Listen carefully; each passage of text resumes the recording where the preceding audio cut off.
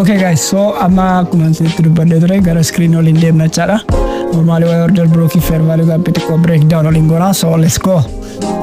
Egaa asirraa akkuma beekamu jechaadha. Normally marketing kuni USD ture jechaadha. Just last week amaloota yookaan kaaraakteriin agarsiise. Kana fakkaata jechaadha, just around here.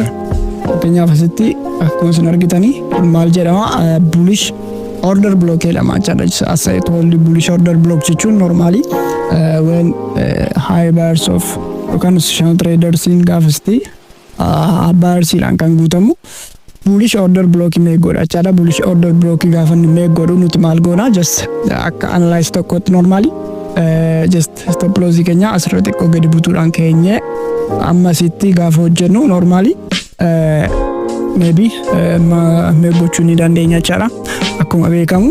So kun amma qixxa kanatti fakkeenyaaf akkuma argaa jirtanii gaafa jalqabu jechaadha. Gaafa jalqabu just screen keenya gaafa zoom goone ilaallu qixxa kanatti gaafa ilaaltanii first to make green candles, just before to make this red candle to make what green candle make godhe jechaadha. Green candle erga make godhe deebisee maal godhe